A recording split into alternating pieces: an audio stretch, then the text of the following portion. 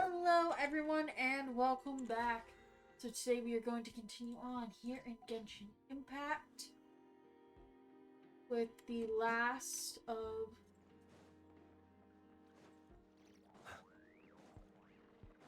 the available quest line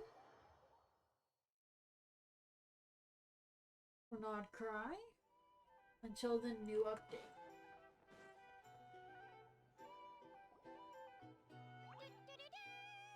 We're here! Traveler and Paimon! Perfect timing! We were literally just saying how there's no way we're holding this victory feast without you any longer, and we would have postponed it till tomorrow. How are you feeling today? Much better, thanks. Don't worry about me. Relieved to hear it. If that changes, just let me know. Happy to check you over at any time.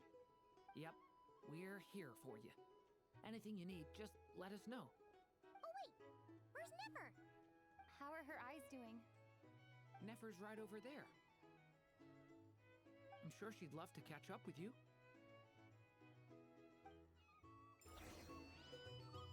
Oh yeah, that's right. She almost lost her sight.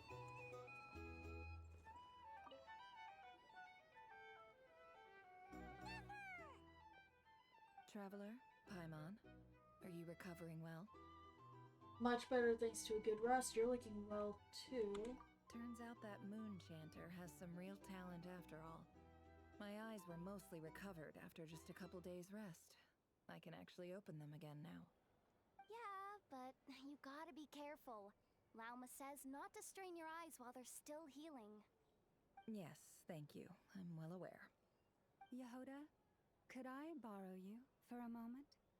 I could do with an extra pair of hands. Oh, sure. Coming. Did you hear that? I gotta go help Lauma for a second. You guys chat among yourselves. I'll grab us some drinks on the way back. Paimon, you still like 'em sweet? You bet. Make it extra sweet, 'cause Paimon's earned it. Sure thing.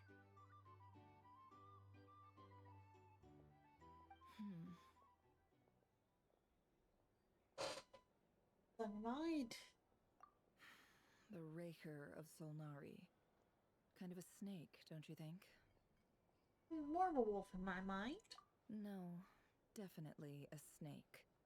A poisonous one who spewed his venomous hatred everywhere. Anyone who seeks revenge out of hatred for other people has become a snake. That's something my dad used to say. Yes, he didn't like seeing people go down the path of vengeance. Perhaps. I'm sure it sounds like a very wise and open-hearted perspective to your ears. But me? I think hatred is a perfectly justifiable emotion. What else is left when everything you depended on in life gets stripped away? Something's gotta fuel that drive to keep on living. When I look at your life, I see a lot of things that I see a lot of things that you can depend on. If you're worried about me, you can nip that in the bud. I'm not someone who gets stuck in the past. It's just... I suddenly feel like I was wrong to call my father a liar. He was just a fool. That's why the Academia turned their back on him, and why the other tribes ganged up on him. Oh, Father. How much better things could have been if you were a skilled liar. Look at the Ibis King. Thoth is a fiendishly cunning liar. And yet, strangely, he feels more like a father to me than my real dad ever was. He's never brought it up, but I'd bet he feels the same way. Why else would he give me the power to perceive the truth, while at the same time training me in the art of deception? Sadly, I've never heard the Ibis King's voice. What's he actually like? Well, King Deshret banished him to Aru, which is essentially a prison, and posed 3 questions to him. He promised that he'd have his freedom if he could find the answers. His response was to take on a physical form and approach me. hoping that I could become his envoy and search for one of the answers on his behalf. Did he really think I'd fall for that? He's stuck there. He can't make me return what he gave to me. Sounds like he was nice enough to you. You definitely sound like father and daughter. So that's enough for you to decide he's nice, is it? He's a prisoner, and he was scared. So he decided to perform some good deeds to win people's approval. He lives in fear because he's a deceiver. How is Rerir any different? You can't work as a spy your whole life and expect a happy ending. It's preposterous. Yet I can't say I don't understand it. Liars live in the darkness of their own making. But it's still human nature to want to go on living. They say that a liar's soul is the most worthless thing in the world. What do you think? I have to disagree. Because some lies are for the good of others. Oh, really? Well, it takes a very kind person to find compassion even for liars. If you ask me, the soul of a liar really is worth nothing. Because all they care about is themselves. For example, when something good falls into my lap, I don't go sharing the news around. Stops other people trying to steal it from me.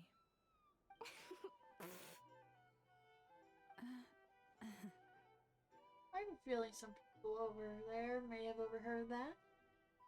So be it. They have sharp ears. I can't keep anything from them. Is that your way of saying you've warmed up to them now? Oh, is that what it looks like? What it looks like is you're starting to see us as your friends.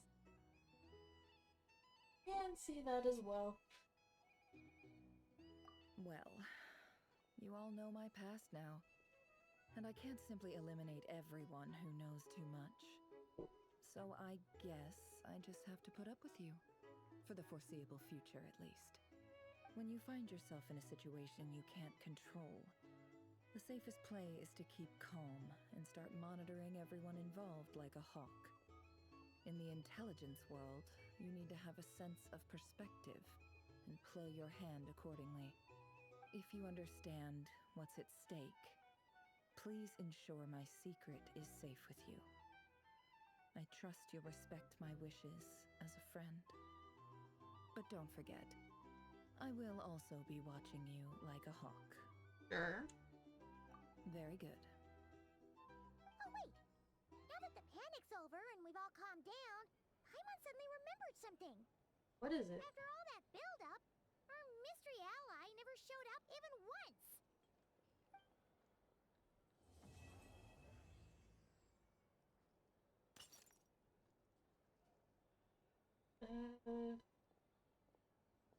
I'm not like this Huh? cat. Am I imagining things?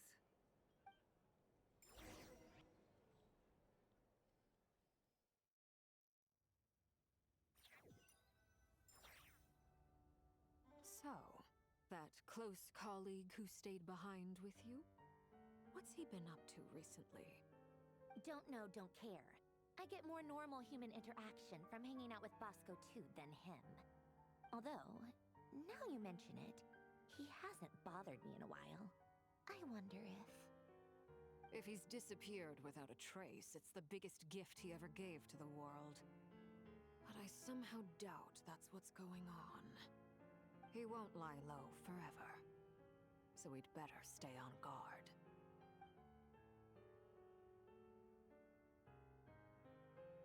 I don't like the implications.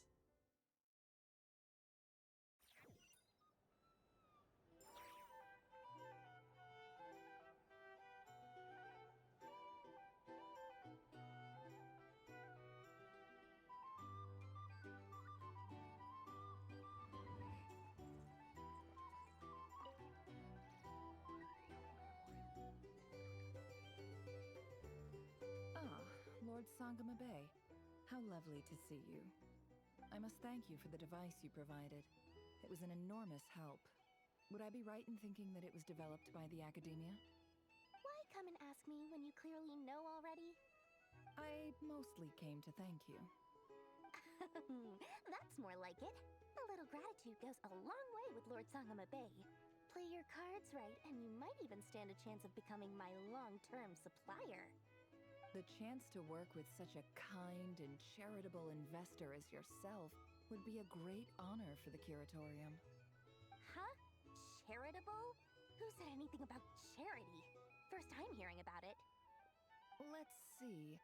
The first plot of land you purchased in Nodcry, your desert interests, and... Stop! What do you think you're doing? Exposing my investment history! It's nothing to hide from. They're all perfectly legitimate investments. And some of the land you purchased was with the intent of building a sanctuary? Yes, I heard about that too. How did you... You're a curious case, Lord Sangama Bay. You don't like people finding out about your good deeds, do you? But I'm afraid no matter how hard you try to keep things under wraps, where there's a will, there's a way. You did it for Sumeru, didn't you? It was empty land that was gonna go to waste otherwise. I figured if I built something there, it might at least get some use in an emergency. Disasters are capricious things. They strike without any warning. I've lost family to a disaster before, and I don't want to lose any friends or business partners if I can help it. My elder sister used to dream of finding a sanctuary. Somewhere with plenty of food, water, and medicine. Where everyone could live happy lives.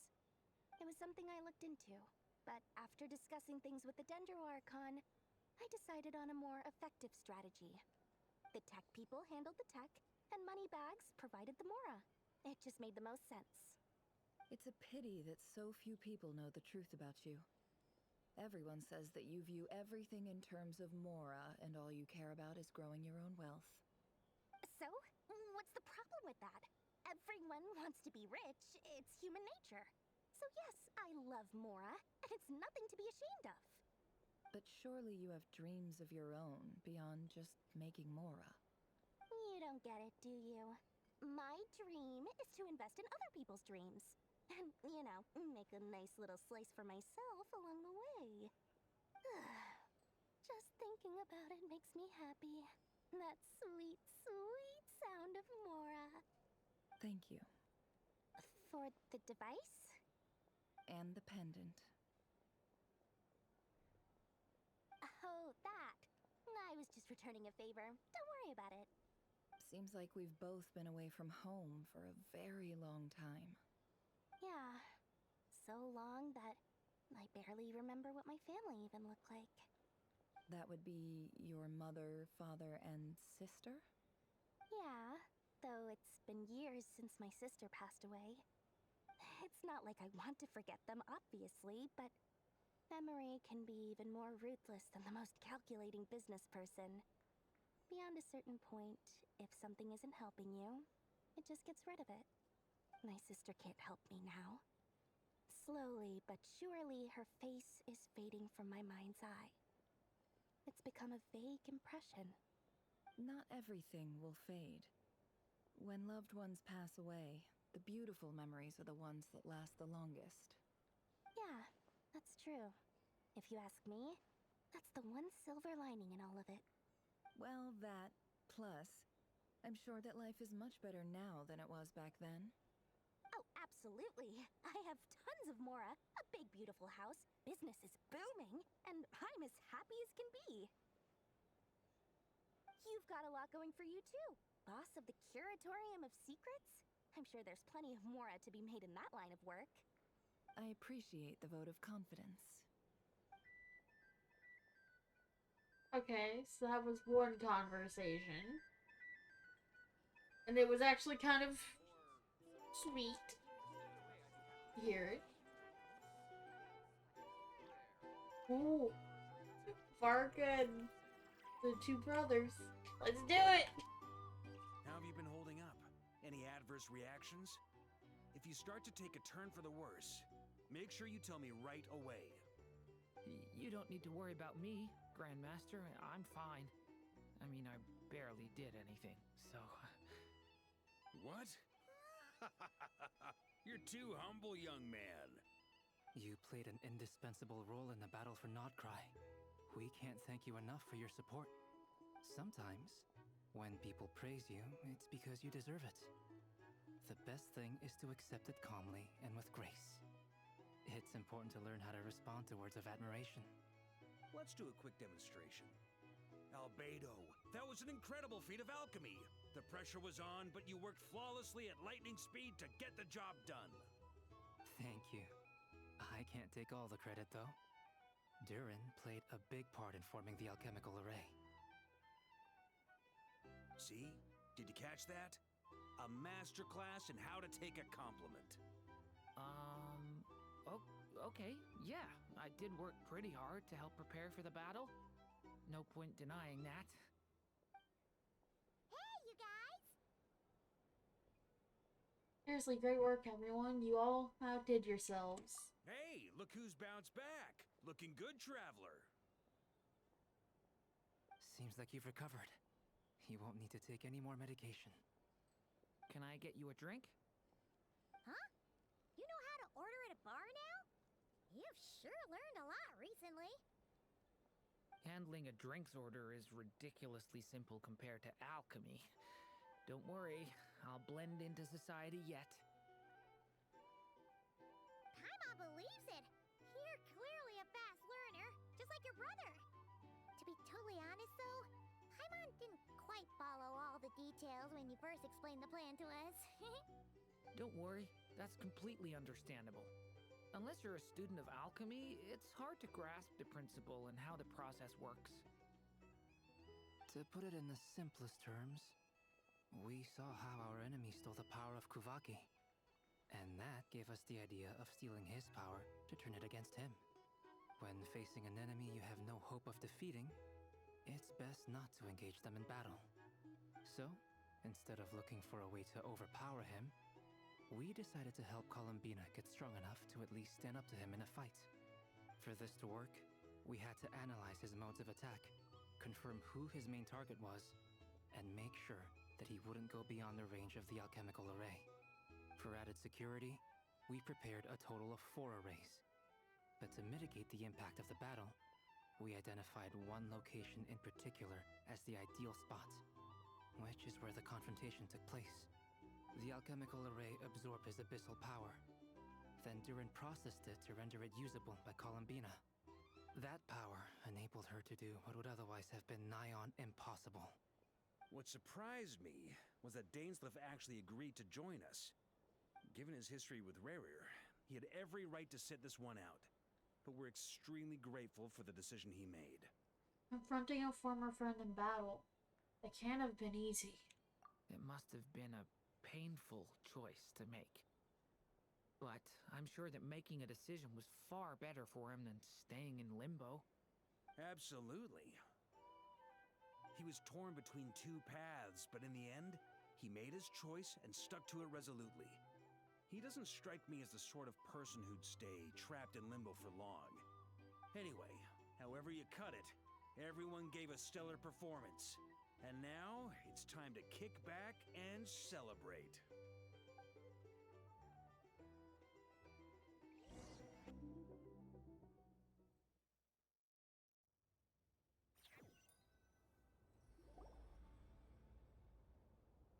That's the only reason you're here. Yes. I've thought a lot about it. And I've realized that you, me, and Arlecchino should be friends. I think this is very important. So I felt I had to come and tell you. Well, this is a new one. I'm so moved.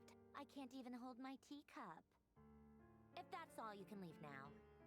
Do you not want to be friends with me? Or is it that you prefer being coworkers? What is this, Columbina? Are you deliberately testing my patience threshold? Right now, my politeness module is active. But if you say another word, I swear I'll shut it down. If your politeness module was active, wouldn't you say the word please at some point? Polonia, please see Lady Columbina to the door. Will you still invite me to your next tea party? What? Yes, I think you will. Bye-bye, dear Sandrone.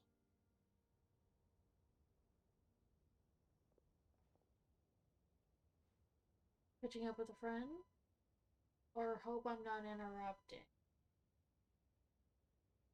Let's do the first one. Last time, the Wild Hunt escorted you out. Would you rather I handled it myself this time? We just wanted to, see how you were doing now that it's all over. Why? Out of concern for my safety? I hope you didn't seriously think that the Rayhir of Silnari would be able to lay so much as a finger upon me, given how prepared I was. Mostly because you kind of helped us out, so we just wanted to check you were okay. Looks like all your robots are fixed, huh? Spit books and teacups on the table. Afternoon tea, so we are interrupting after all. Oh, don't you worry about that. Tea time is already a write-off. The visitor before you managed to kill my appetite. If you're in the mood for tea, go ahead and help yourself. Otherwise, it's going to waste. My coasters are still missing in action, though. Use this notebook instead. Whoa! Pretty hefty notebook. Look at all those calculations. You can ignore those. They're just dumb scribblings. I doodle and write in my free time. Sometimes I remember the distant dreamlike past. Sometimes I imagine the far-flung future. And other times, I grit my teeth and note down all the crazy nonsense going on in the present. Some people do the crosswords in the newspaper. This is my equivalent of that. Trying to predict the future is like daydreaming. And writing about the present just makes me furious.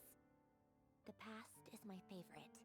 If nothing else, it's already set in stone, so I don't have to rack my brains trying to figure it all out. Huh. Although, having said that, the only vaguely interesting memory in my past is probably that guy they call Lord Artificer. Lord Artificer, you mean Elaine Guillotine?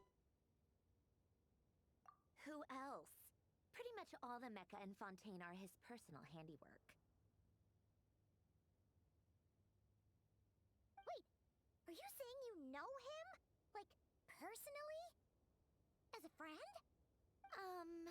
I mean, I guess we were friendly enough. So you've actually met him? But he lived hundreds of years ago. Yep. In fact, I'm probably the only normal person left who knew him at all. We used to chat occasionally back when he was still around. Before he passed away, he asked me to destroy all his manuscripts. I honored his request, but I did read through everything first before destroying them. I mean, I couldn't let the genius of Lord Artificer Alain Guillotin disappear like that. Would have been such a waste. So, that's where the formulas in your notebook are from? I just told you, those are my equivalent of crossword puzzles. They're just dumb formulas that I solve for fun when I'm bored. Alain's work was like epic poetry. The formulas in my notebook are just silly little riddles in comparison. Not that there's anything bad about them. I mean, at least, solving those riddles isn't going to hurt anyone. Except me, because I lose a few brain cells in the process. Anyway, while we're on the topic, I might as well tell you about what happened to him and his friends. Alain Guillotin had two close buddies, Renee and Jacob. They spent their childhood years together in the Nazissenkreuz Institute. They were all quite competitive, so there was some rivalry between them, but it was a friendly rivalry. But beneath the friendship and the rivalry ran something deeper, a sense of nostalgia for the past. Unfortunately, childhood would end, the prophecy would come true, the apocalypse would arrive, and the future would never be. A mad dream that would normally only capture the minds of lunatics begin to take root in their hearts. A dream of saving the world.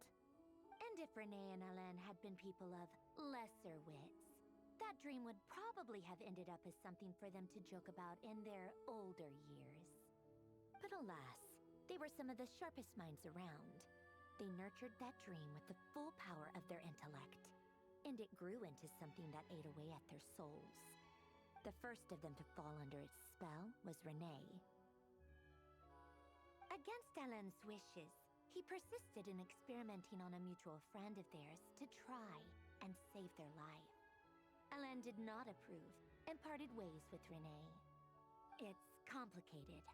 Alain wanted to believe that Renee only did what he did for the sake of their friendship.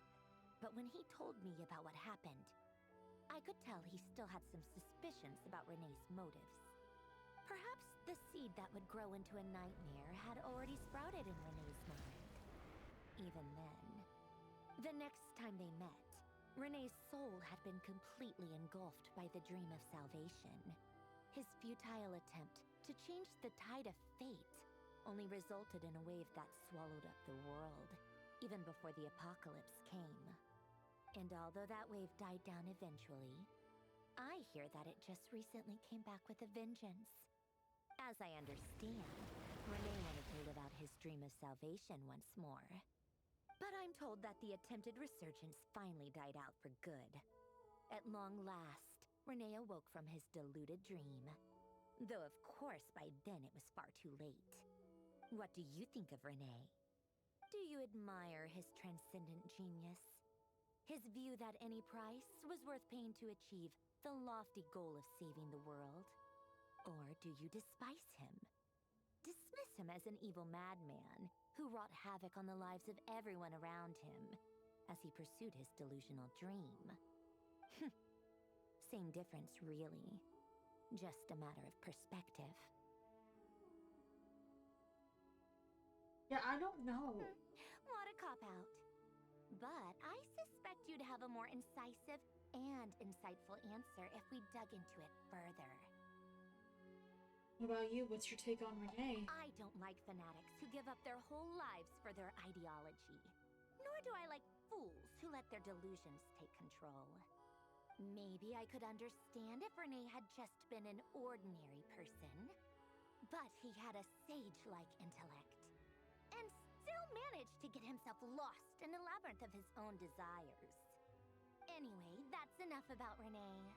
Now, moving on to Alain Guillotin, the Lord Artificer.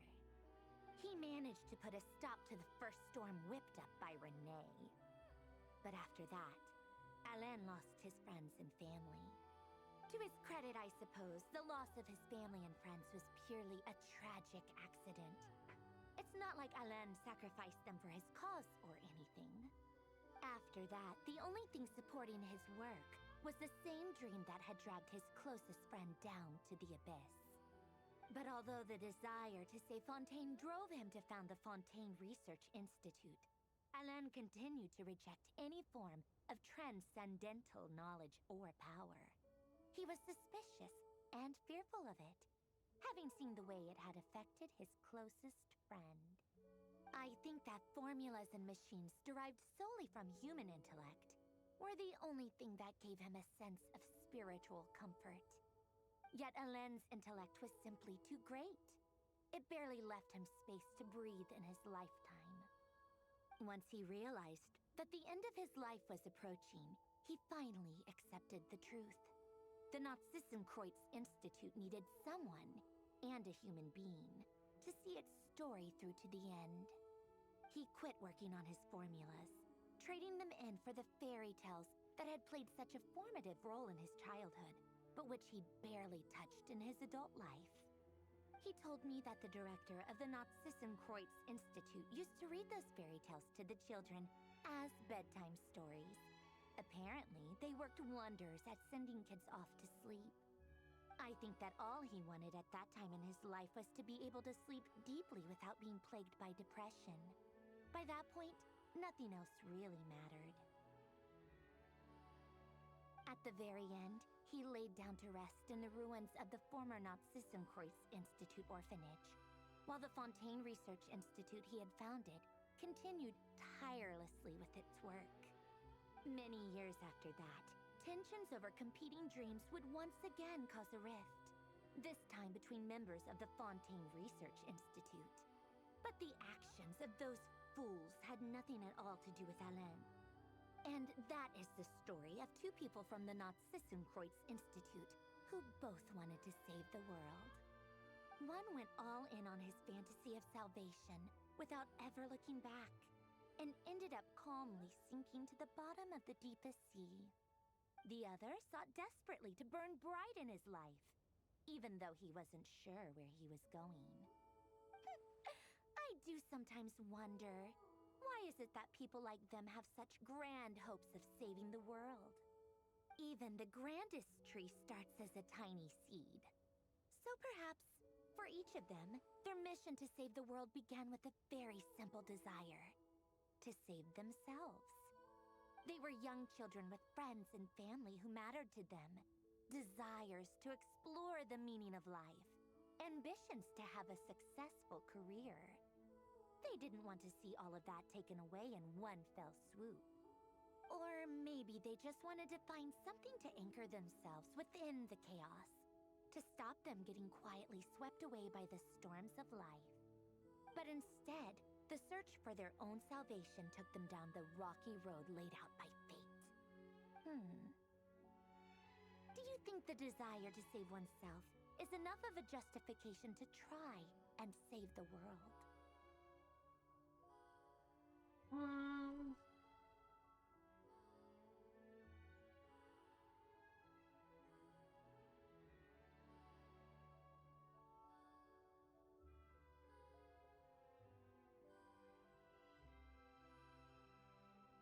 Yes, I think it's enough.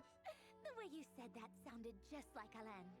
I asked him the same question back when he was in his prime, putting all of his energy into his work. He gave the exact same answer as you did. No elaboration, just a quick short answer before getting right back to his work. He was always that way. All right, tea time's over. I owe Arlecchino a favor for telling me these stories. I'll have to bring a whole sack of gifts the next time I visit the House of the Hearth. I'm gonna go tinker with Polonia now. You guys can do whatever you want, as long as it doesn't involve interrupting me. Polonia, exit hibernation mode. Begin diagnostics.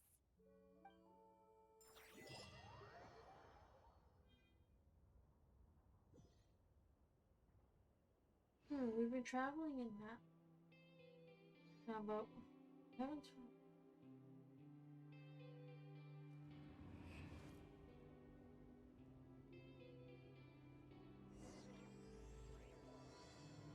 Oh, is this an interlude or something?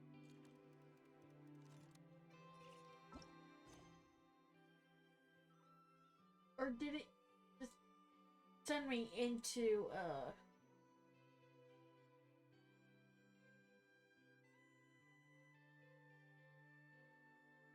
quest?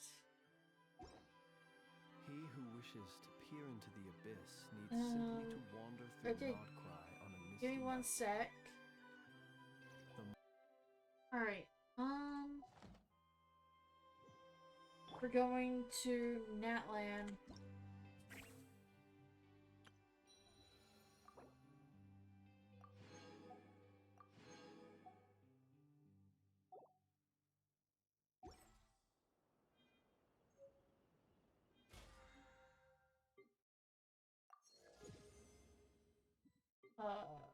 Figured I was gonna.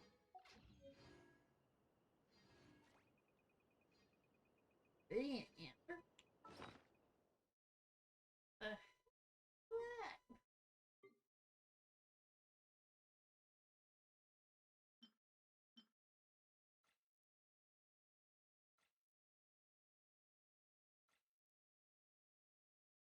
Could be here. Don't know.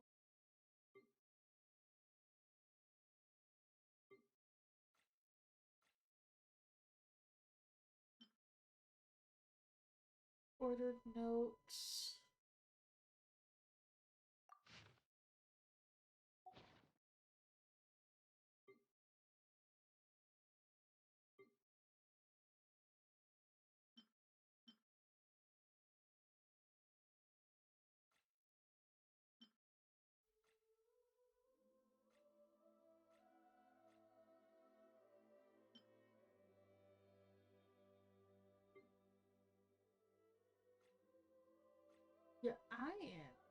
confused.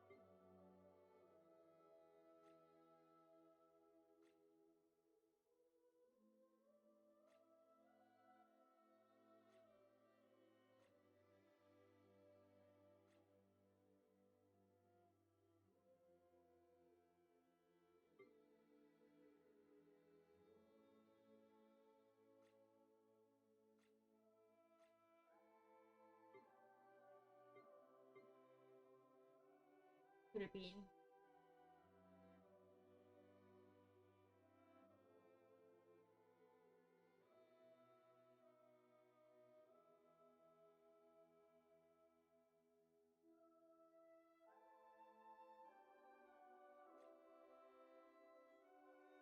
That's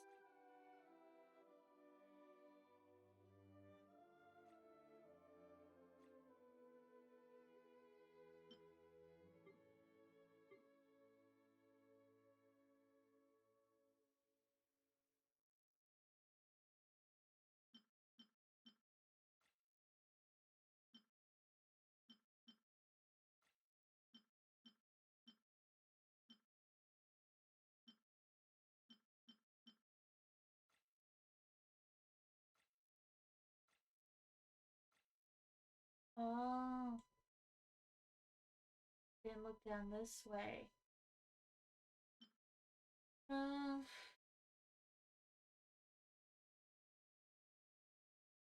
hey.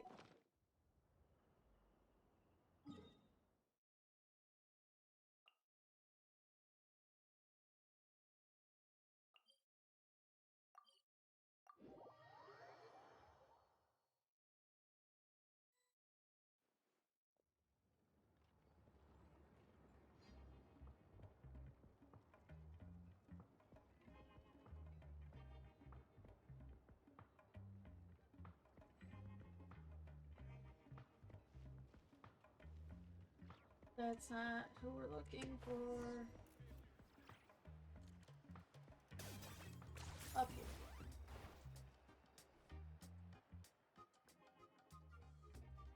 Oh yeah, that's right. Because it's a world quest, there's no sound. Thank you, look at me. Didn't you hear what Tichu said? No one's attempted this feat in almost 500 years. Even if you claim that you found a possible entrance. Well, so what? Hey, listen, what? No human or Saurian companion setting out this road has ever returned. Not a single one. Forgive my directness, but... Oh, there's our Relics Association guy. And that over there, is that the chief of the tribe? Hey, Relics guy. That's you, Wolfie. Paimon and Lobo.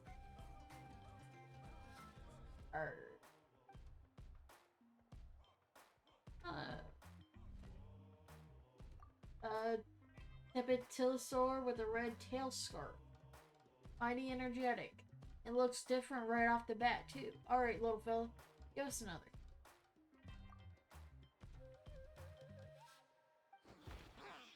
He's so cute! I bet. So you're Lobo. I suppose that makes you two the ones it chose.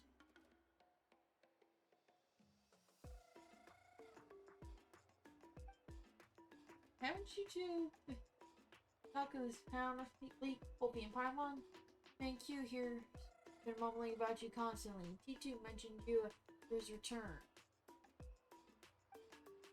Wouldn't be a stretch to call your recent deeds legendary. You've been a friend to us, children of Echoes, thus far. There's no need to thank me too much. Quite the phenomenal youngster. In that capacity, Mancu, that I'm telling you, it is not our way to push guests into a fiery pit just to prove a hypothesis. What is going on? That's not how I'd treat my guests anyway. What's all this about anyway? Something about danger in a fiery pit. Apologies, allow me to explain. Remember what we spoke of before? To remove the mark of the Flame Lord's blessing. You need to bring the 2 required token types to the volcano. One of the tokens is in the ruins beyond the Children of Echoes' land. There are conditions for getting in, though. Based on past custom, which I only just found on a woven scroll, by the way, since it's been ages since anyone's hankered for to try this. You wish to take your Saurian companion to the volcano and perform baptism to cleanse the Flame Lord's blessing. You must be recognized by said Saurian's corresponding tribal chief.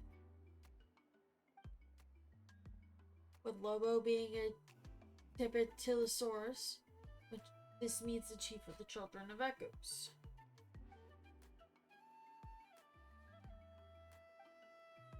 Isn't that you? Oh yeah, I'll be real. I don't know if this rule applies to outsiders. Still, Wolfie.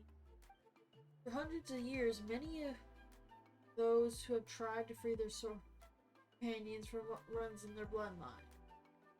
This thing, it is more curse than blessing.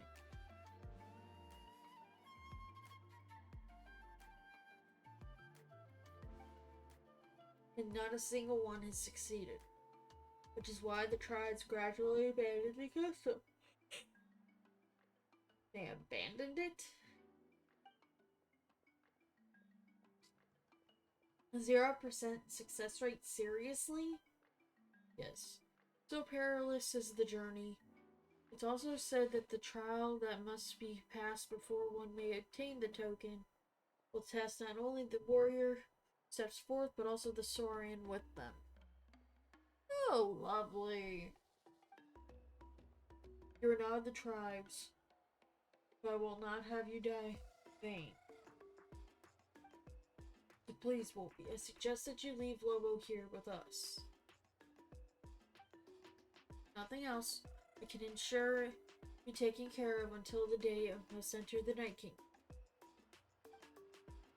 But if we do that, as I said, Lobo will be unable to grow up. Looks like that's not what it wants. I'll try this all the same. Despite the immense peril? Yes. And what about you, little fellow?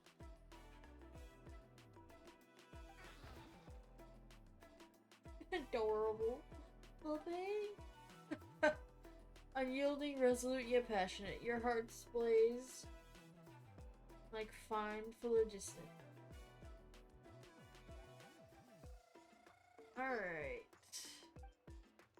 Alright then.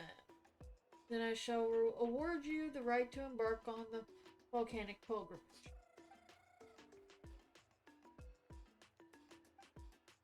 Great. Let's go get that first token then.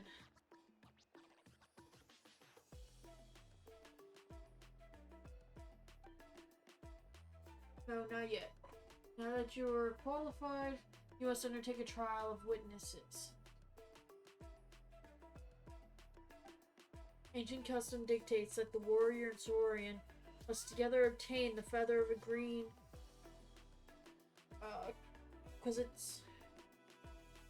Quetzal deep in the woods and offer up a stole of animal pelts.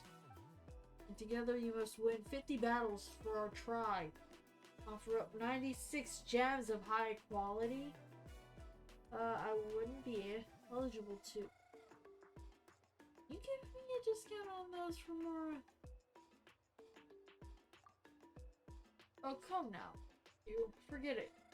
Where are those traditions even from? The Lost Stone Age? The purpose of those formalities foster the bond between human and Saurian. Hone their skills. I've had it with all that.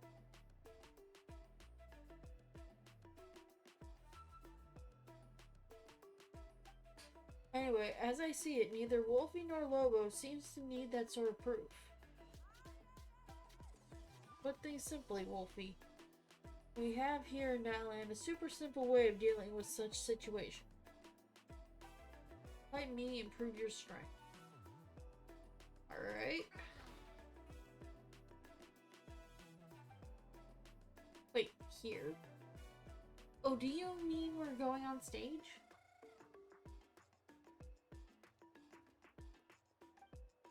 Of course not. The stage isn't a place for tunneling. The duel grounds are in the mountain to the rear.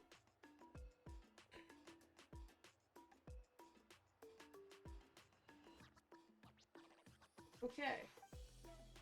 Come, let's head there. Have ourselves a good one.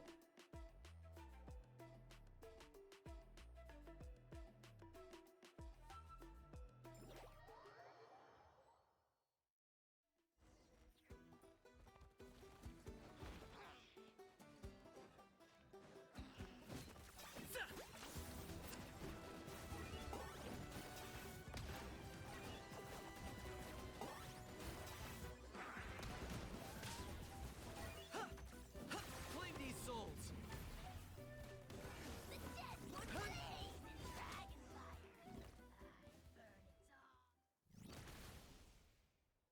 Nice, we won. Great job, us. Okay, so oh, I'm not sure even the best warrior in our tribe could take you out. That was a sound defeat indeed. What do you think, huh, buddy? Looks like we need more training. Oh, the little dude's name is Uchu. Quite a spectacular battle indeed. Pretty words, Mankey. So is that all you've got? Want to try your hand too?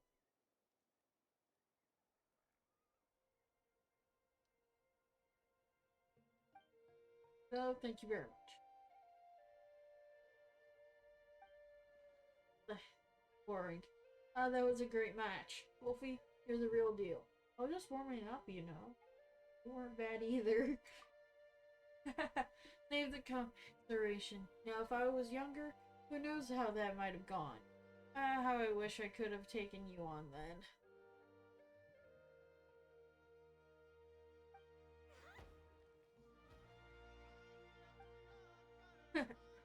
Looks like you really are well taken care of, Lobo. Alright. Of course, Lobo's our trusty petty. You know? I'm very glad to hear that. Promise this is proof of accomplishment from a tribal chief. As for its official name, we'll make you, that's your cue. The talisman of Waxaklahan Ubakan, the sage of the stolen flame. Yeah, I can never memorize that name. But I do remember that after the Pyro Dragon Sovereign's death, and after the first Pyro Archon was revived from the flames, the Sage and the Archon each brought one token from the volcano, and whomever obtains both may enter the cleansing fire within the volcano and purge all cures and calamities. Still, how long did this sage live anyway? 2. I feel like there are tales of him from the tribal era to that of Akhenaten.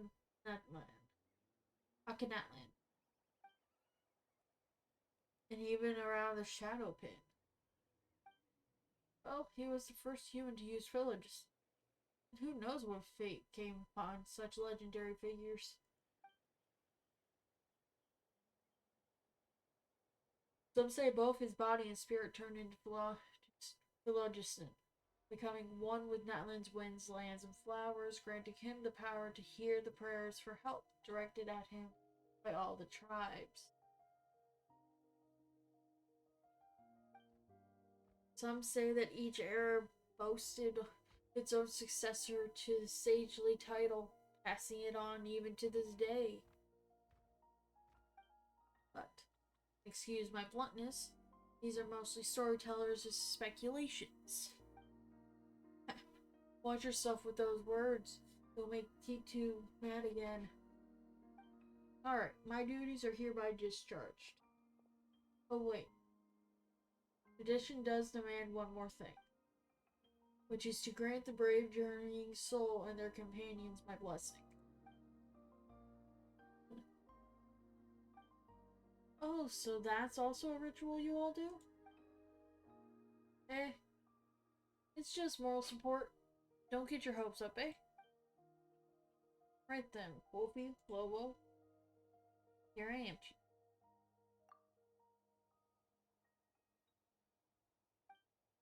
May you soar through the mountains like the hardiest bird. May the wicked tides break upon you as if you were the hardest of stones. May you fear no hardship, for the world is bound to be full of it all. May you never forget each other, for fate must bring an inevitable farewell. May you reach your destination and gain what you desire. Most of all, I hope that you shall safely return. I will. Okay. Once we're done with this cutscene, I'm calling it. Wait, does Paimon get any blessings?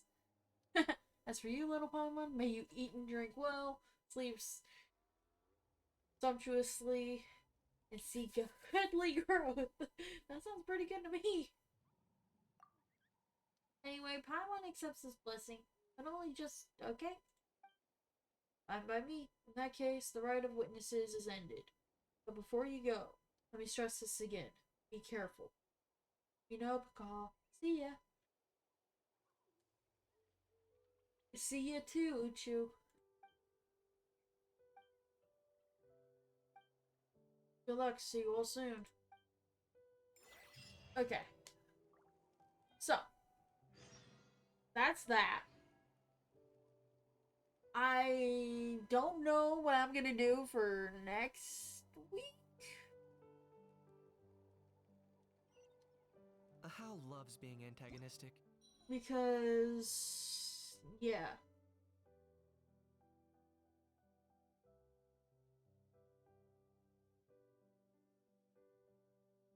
The next update is that time.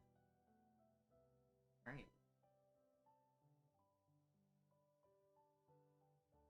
Well, I'm not Just ignore him sure when he's what mouthing off. I'm gonna Don't let him get under your skin. do.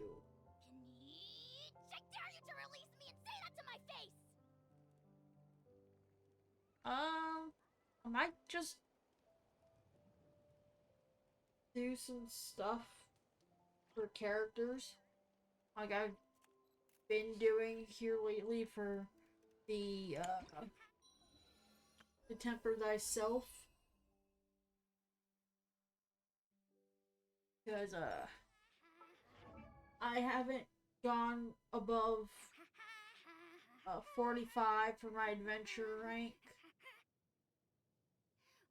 level, but I've been getting everybody to level 80, and I'm currently working today on Yao Yao.